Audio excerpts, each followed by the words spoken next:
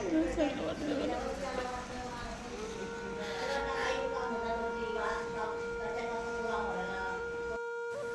आज दादांना जाऊन 3 दिवस पूर्ण आले आहे आणि आज तिसऱ्या दिवशी मी वरती आले आहे.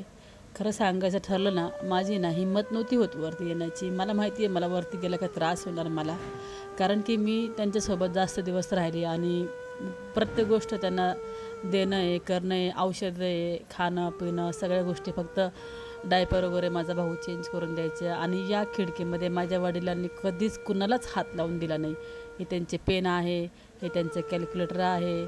आम्हाला बोलायचे ह्या खिडकीला तुम्ही आवरायचं नाही, ही खिडकीमध्ये तुम्ही माझं सामान इकडे तिकडे करतात, अजिबात हात लावायचं नाही. कधीच आम्हाला खिडकी धुवून दिली नाही, आवरून दिलं नाही. हा त्यांचा आरसा आहे. खाली आंघोळ केली का दादावरती येऊन फ्रेश तेल वगैरे लावायचे, कंगवा वगैरे करायचे. हा त्यांचा म्हणजे जवळजवळ बऱ्याच वर्षापासून हीच त्यांची जागा होती माझ्या वडिलांची. आणि मला खरं सांगते, मला इतकं वाईट वाटते ना. या त्यांच्या गोळ्या आहेत, या जुलाब बंद होण्याच्या गोळ्या होत्या, इथे घ्यायचे माझे दादा ह्या गोळ्या. आणि खूप साऱ्या आठवणी राहिल्या आहे. आणि इथे हा बोर्ड पण आत्ता जस्ट माझ्या वडिलांनी बनवला होता की माझ्या बेडजवळ मला बोर्ड पाहिजे मोबाईल चार्जिंगसाठी, म्हणून तो त्यांनीच बनवला होता. आणि आम्ही कुठल्याही वस्तूला अजून हात लावला नाही आहे इथे. आणि इथे हे जे स्वेटर आहे हे वडिलांनी धुवायला दिलंच नाही. बोलायचे की हे धुतलं ना आता मला थंडी वाजते, हे वाळणार नाही. आता हे सगळी कपडे मी ड्रायक्लिंगला देत आहे. हे सगळी कपडे ड्रायक्लिंग करून मी यांना व्यवस्थित पेटीमध्ये एका हे कपडे मी ठेवणार आहे माझ्या वडिलांचे. हॅलो, तर आता दुपारचे 4 वाजले आहे आणि त्या मावशी आल्या होत्या आवरायला. मी 3 दिवस झाले मी वरती नाही आले, माझी हिंमत नाही झाली वरती यायची. तर इथं माझं असंच सामान अजून काही हलवलं नाही आम्ही. कुठलीच गोष्ट 2-4 दिवस आम्ही असंच ठेवणार आहे. ती खिडकी आहे माझ्या वडिलांची, सगळ्या गोष्टी तिथंच आहे. कधीच कुठल्या गोष्टीला हात नाही लावून दिलं त्यांनी. आणि मला ना 3 दिवस झाले मी असं 15 मिनटंसुद्धा झोपले नाही आहे. मला झोपसुद्धा लागत नाही. मला सगळ्या गोष्टी इतक्या फील होतात ना, खूप जास्त असं डोळ्यासमोरून माणूस गेला आहे ना. आणि घर ना असं एकदम असं शांत होऊन गेलं. म्हणजे नाही का, घरामध्ये एवढा कल्ला असायचा, दादा ओरडायचे, तर असं चांगलं वाटायचं. पण आता ना एकदम मला 3 दिवस झाले मला एकदम असं शांत कसं तरीच वाटते. मला अजिबातच करमत नाही आहे, काही नाही काय नाही. माझ्या मनात ना म्हणजे माझ्या मनातून जातच नाही आहे काही गोष्टी, नाहीच जाते. मी विसरूच शकत नाही आहे. कोणी किती सगळे विसरलं तरी पण मी विसरू नाही शकत आहे. मला फार फील होतात ते काही गोष्टी. नाही चांगलं वाटत आहे, नाही चांगलं वाटत मला.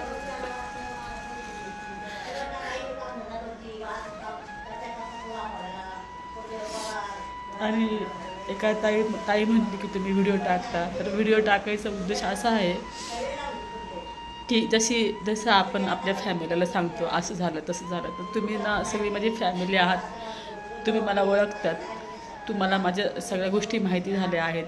खूप सारे तुमचे मला कमेंट्स येतात, तुम्हाला सगळ्यांना खूप काळजी वाटते. मी जर व्हिडिओ टाकलं नाही ना तर मला माझ्या व्हॉट्सअपला इतके मेसेज येतात ना मला, माझे ज्यांच्याकडे व्हॉट्सअप नंबर आहे, ताई व्हिडिओ टाक, ताई व्हिडिओ टाक.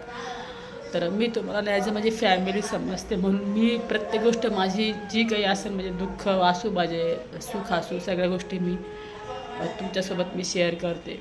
आणि त्यामुळे मी दादाची प्रत्येक व्हिडिओ जे आहे ते आन्सरला जाऊ दे, बाकी सगळ्या गोष्टी सोडा, पण मी जे पण दादाच्या गोष्टी आहे मी स्वतः सकाळी माझे ना व्हिडिओ बघत बसले होते. मी जेव्हा टाकले नाही व्हिडिओ की हे ना माझी सगळी आठवण, माझ्या वडिलांची सगळी आठवण माझ्या चॅनलवर आहे की मी काय केलं काय नाही केलं, मी गेले, मी आले, प्रयत्न केले, सगळ्या गोष्टी मी म्हणजे सकाळी बघत होते व्हिडिओ माझे. विराज बघत होता, विराज पण खूप रडला. माझ्या विराजने मला म्हणजे नाही का खूप सपोर्ट केला माझ्या वडिलांना उचलायला, कारण की माझ्या कमरेचा प्रॉब्लेम ना, मी त्यांना उचलू नव्हते शकत. एकच दिवस उचललं तर मला इतका ताप आला ना मला, त्याच्यामुळं माझं काय म्हणतं मी स्वस्थ राहिली पाहिजे की माझ्या वडिलांना मी करून घेऊ शकते सगळ्या गोष्टी. तर माझ्या विराजने मला इतकं सपोर्ट केला सरकारी दवाखान्यामध्ये, पण 50 वेळा माझ्या विराजने दादांना उठव बसव खूप सेवा केली माझ्या विराजनी. पण काय जेवायचं. आणि आता हे जे शेवटचे दादांना आंघोळ घातली ना, त्या दिवशी आमचा आंघोळ घालायचं काही प्लॅन नव्हता. दादा मला म्हटले की मला आंघोळ घाला, मला कसं तरीच वाटतंय, मला ना खूप घाण वाटते, मला आंघोळ घाला. आणि आमचे दादा आंघोळ करायला पहिले नाही का, मला आंघोळ घालू नका, मला आंघोळ करायची नाही, मला अजिबात आंघोळ घालू नका, मला थंडी वाजते. पण त्या दिवशी काय माहिती ते स्वतःहून म्हटले मला तुम्ही आंघोळच घाला, मला आंघोळच करायची. नाही तर त्यांना पण असं घेऊन जावं लागायचं, चला आंघोळ करा ना दादा, तुम्ही ऐकत का नाही असं. तर एवढं म्हणजे एक एक गोष्ट आहे ना मला अशी असं आठवते ना मला काही गोष्टी की दादाने स्वतःहून सांगितलं मला आंघोळ घाला. मग विराजने माझ्या भावाने आंघोळ घातली. मी तुम्हाला काल परवाच्या व्हिडिओमध्ये सगळं सांगितलं पण आहे.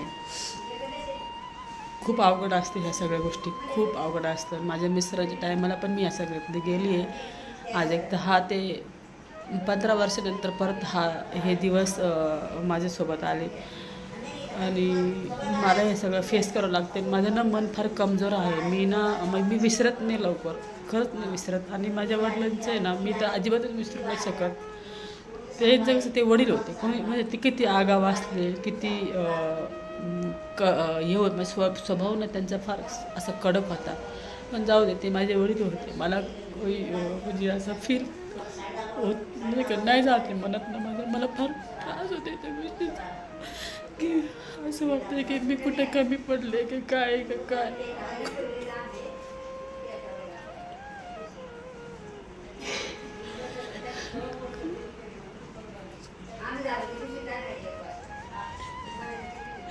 खूप वाईट वाटते, म्हणजे मी विसरून नाही शकत.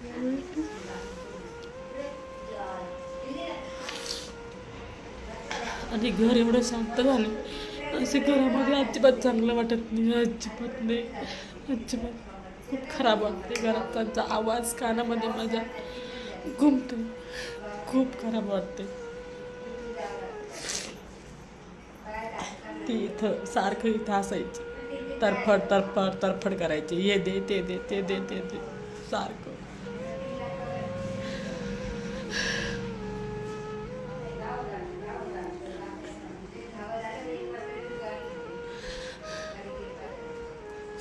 ठीक आहे.